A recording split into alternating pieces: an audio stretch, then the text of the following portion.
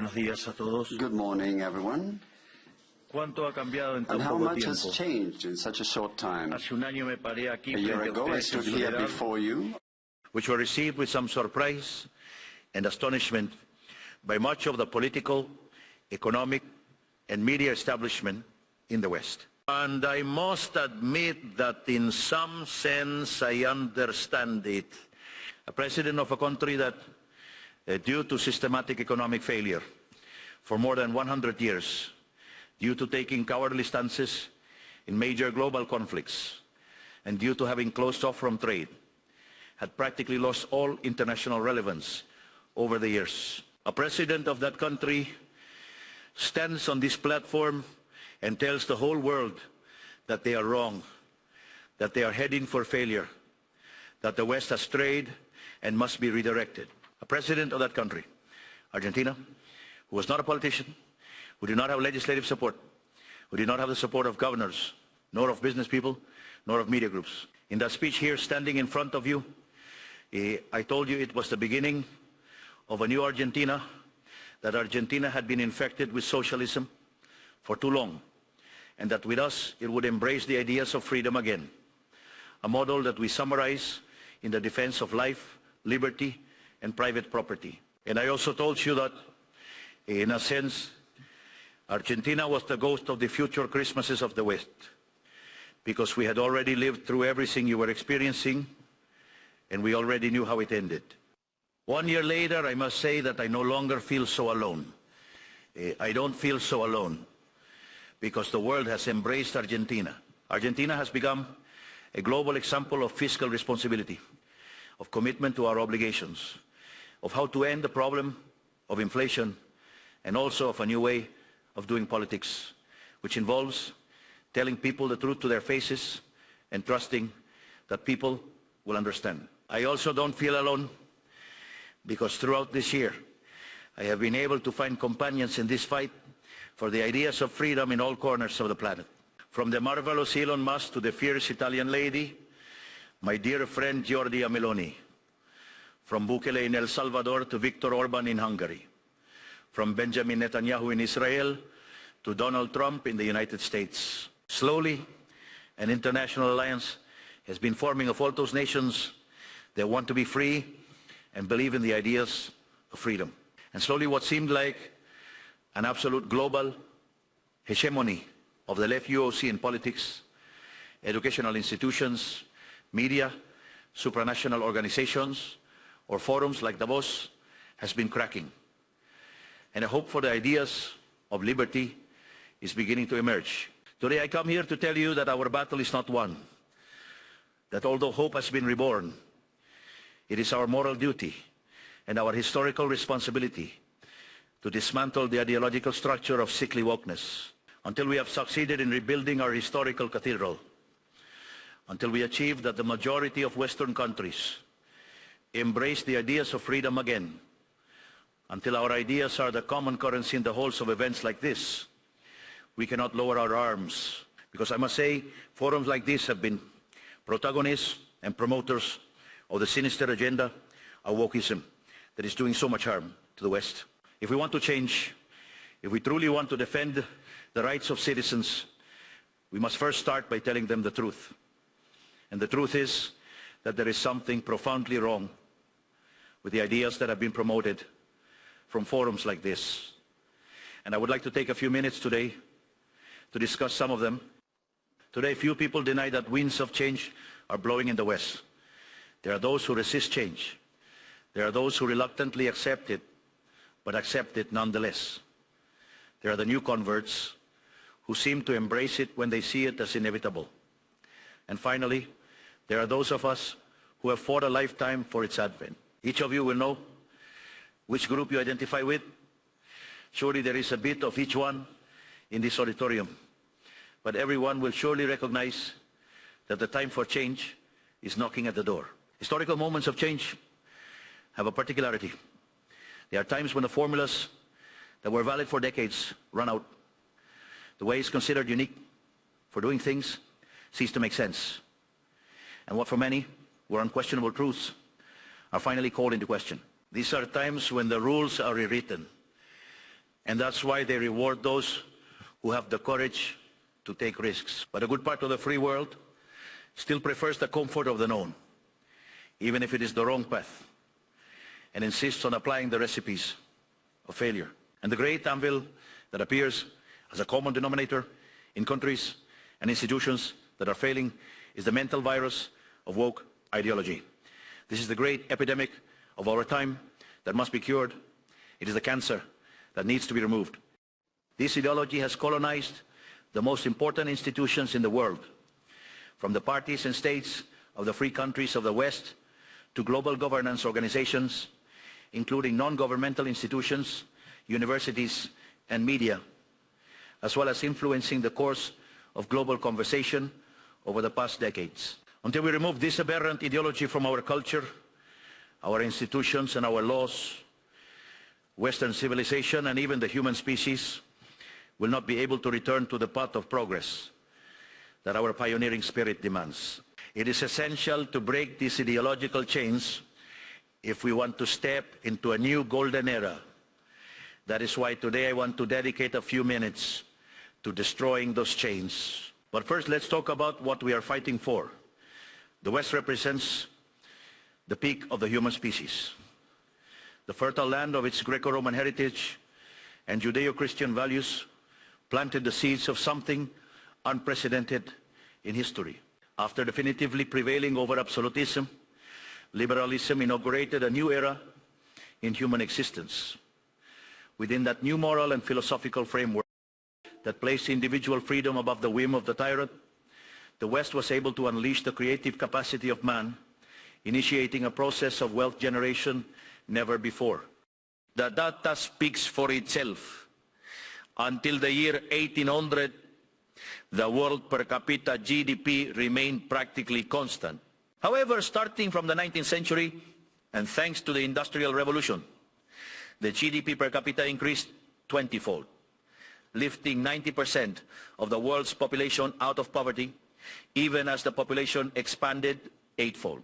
This was only possible thanks to a convergence of fundamental values, respect for life, freedom, and property, which made free trade, freedom of expression, religious freedom, and the rest of the pillars of Western civilization possible. Added to this, our Faustian inventive, exploratory, pioneering spirit, which is always testing the limits of what is possible. Pioneering spirit that today is represented, among others, by my dear friend Elon Musk, who has been unjustly vilified by recent clamor for an innocent gesture that only signifies his enthusiasm and gratitude with the people. In short, we invented capitalism based on saving, investment, work, reinvestment, and hard work. We managed to enable each worker to multiply their productivity by 10, by 100, or even by 1,000, thereby overcoming the Malthusian trap. However, at some point in the 20th century, we lost our way, and the liberal principles that had made us free and prosperous were betrayed. A new political class sheltered by collectivist ideologies and taking advantage of times of crisis saw a perfect opportunity to accumulate power. All the wealth created by capitalism up to that point and in the future would be redistributed under some scheme of centralized planning, where the starting point for a process whose disastrous consequences we are suffering today. Promoting a socialist agenda, but insidiously operating within the liberal paradigm, this new political class distorted the values of liberalism. Thus, they replaced liberty with liberation, using the coercive power of the state to distribute the wealth created by capitalism. Their justification was the sinister, unjust, and aberrant idea of social justice, complemented by Marxist theoretical frameworks whose aim was to free the individual from their needs. And at the core of this new value system, the fundamental premise is that equality before the law is not enough, since there are hidden underlying injustices that must be rectified, which represents a goldmine for bureaucrats with aspirations of omnipotence. This is fundamentally what wokeism consists of. It is the result of the inversion of Western values, Each pillar of our civilization was replaced by a distorted version of itself through the introduction of various mechanisms of cultural subversion. From the negative rights to life, liberty, and property, we move to an artificially infinite number of positive rights. First was education, then housing, and from there, ridiculous things like access to the internet, broadcasts of soccer, theater, cosmetic treatments, and an endless list of desires that have become fundamental human rights. Rights that, of course, someone has to pay for. And that it can only be guaranteed through the infinite expansion of the aberrant state. In other words, from the concept of freedom as the fundamental protection of the individual against the intervention of the tyrant, we shifted to the concept of liberation through the intervention of the state. On this basis, Gukism was built, a regime of single thought, supported by various institutions, whose purpose is to penalize dissent. Feminism, diversity, inclusion, equity, immigration, abortion, environmentalism, gender ideology, among others, are heads of the same creature whose purpose is to justify the advance of the state through the appropriation and distortion of noble causes. Let's look at some.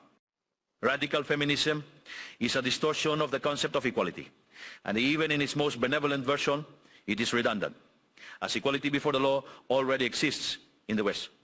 Everything else is a pursuit of privileges, which is what radical feminism truly aims for, setting one half of the population against the other when they should be on the same side. We even reached the point of normalizing that in many supposedly civilized countries, if someone kills a woman, it is called femicide, and that carries a harsher penalty than if someone kills a man just because of the victim's gender. Effectively legalizing that the life of a woman is worth more than that of a man, waving the flag of the gender wage gap.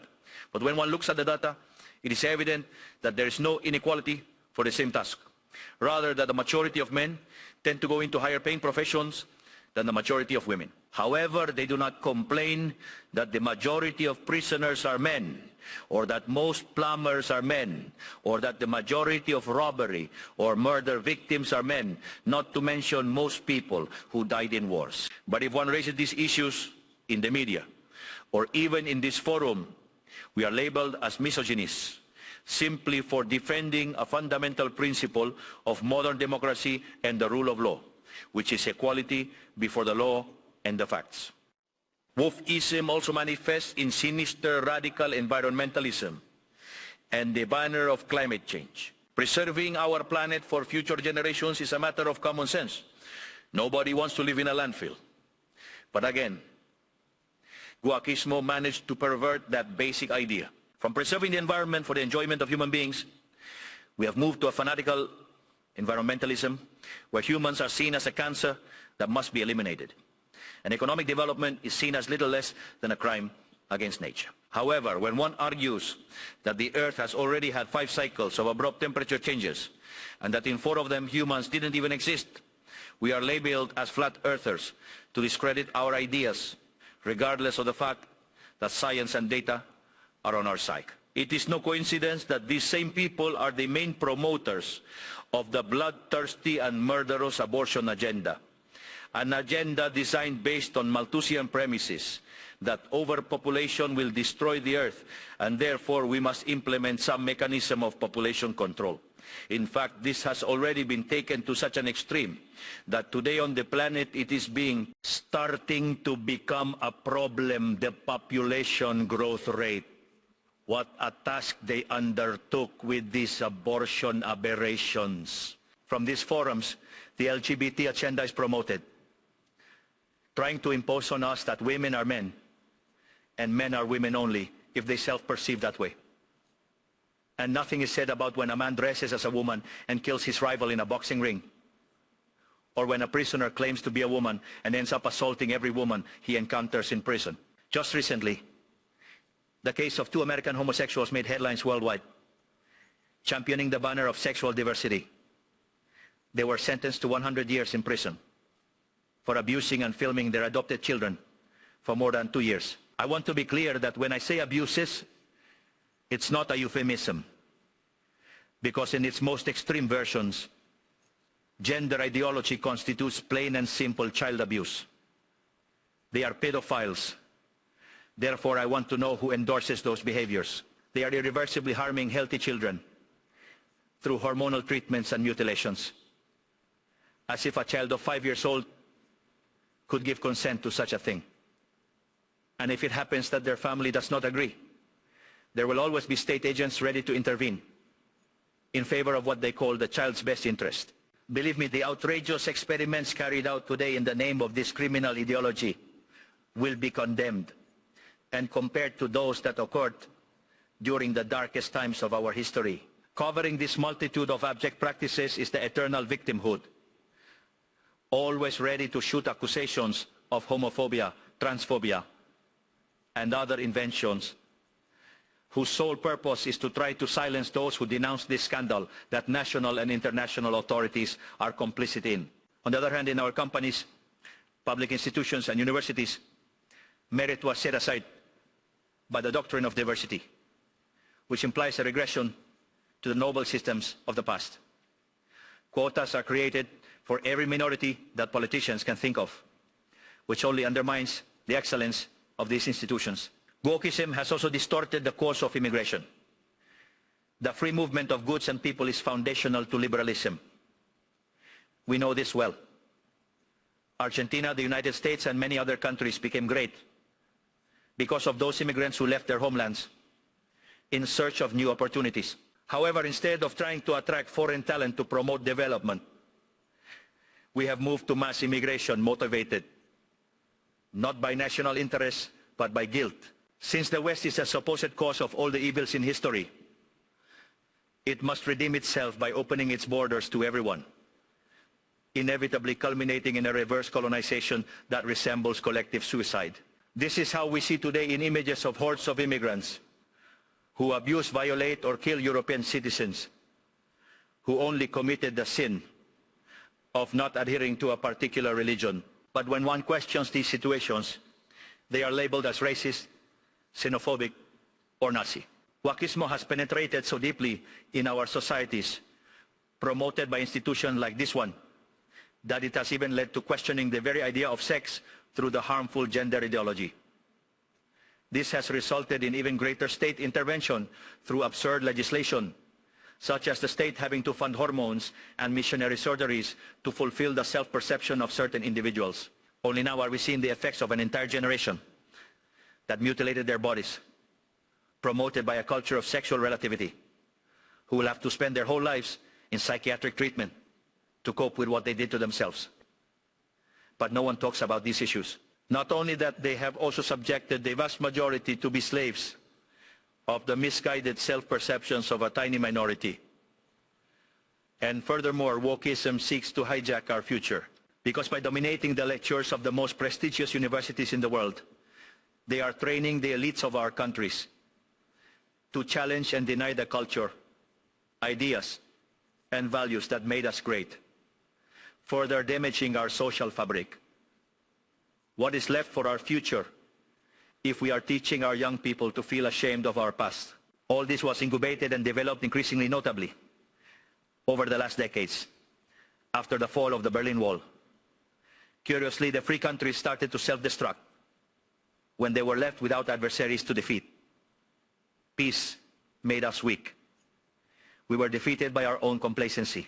All these and other aberrations that we cannot list due to time constraints are what today threaten the West, and are unfortunately the beliefs that institutions like this have promoted for 40 years. No one here can play innocent. For decades they have secretly revered a sinister and murderous ideology, as if it were a golden calf, and have moved heaven and earth to impose it on humanity.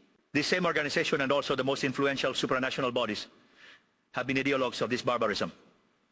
The multilateral credit organizations have been an extortionate arm, and many national states, particularly the European Union, have been an armed arm. Or is it that in the United Kingdom, even today, they are not imprisoning citizens for exposing abhorrent, truly horrific crimes committed by Muslim migrants that the government wants to conceal? Or perhaps the bureaucrats in Brussels didn't suspend the elections in Romania simply because they didn't like which party had won. In the face of each of these discussions, wokeism tries to discredit those who question these things, first labeling us, to then censor us. If we are white, it must be racist. If you are a man, it must be misogynistic or a member of the patriarchy. If you are rich, it must be a cruel capitalist. If you are heterosexual, it must be heteronormative, homophobic or transphobic. For each questioning, they have a label, which they then try to censor by de facto or de jure means. Because beneath the discourse of diversity and democracy and tolerance that they claim to wield, what is truly hidden is the manifest desire to destroy dissonance, criticism, and essentially freedom, in order to continue supporting a model from which they are the main beneficiaries. Or haven't we heard these days how certain important European authorities, quite leftist to put it some way, openly call for censorship? Or that there isn't really censorship, but that there is a need to silence those who think differently from the woke ideology. And what kind of society can result from wokeism? A society that replaced the free exchange of goods and services with the arbitrary distribution of wealth at gunpoint. Replace free communities with forced collectivization. Replace the creative chaos of the market with the sterile and sclerotic order of socialism. A society full of resentment where there are only two types of people: those who are net taxpayers on one side and those who are beneficiaries of the state on the other. And I'm not referring to those who receive social assistance because they have nothing to eat. I am talking about the privileged corporations, the bankers who were bailed out in the subprime crisis, the majority of the media, the indoctrination centers disguised as universities, the state bureaucracy, the unions, the social organizations, the state-favored businesses, and all the sectors that live off the taxes paid by those who work. I am talking about the world Enrad describes in Atlas Shrugged, which unfortunately has materialized. A scheme where the big winner is the political class, which in turn becomes both the arbiter and an interested party in this distribution. I repeat, the political class is arbiter and interested party in this distribution.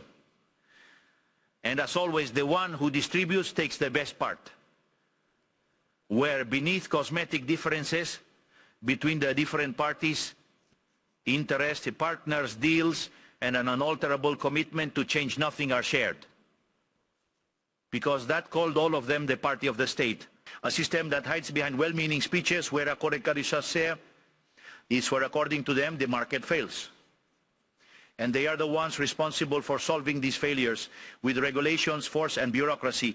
But market failures do not exist. I repeat again, market failures do not exist.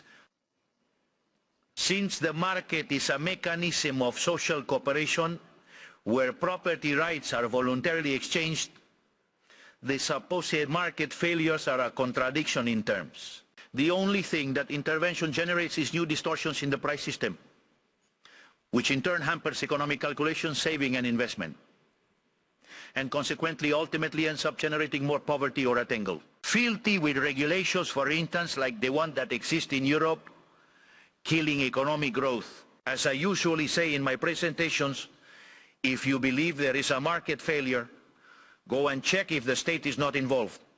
And if you find it's not, do the analysis again because it's wrong. For that reason, since wokismo is nothing more than a systematic plan by the state party to justify state intervention and the increase in public spending, it means that our first crusade, the most important one if we want to reclaim the progress of the West, if we want to build a new golden age, must be the drastic reduction of the size of the state.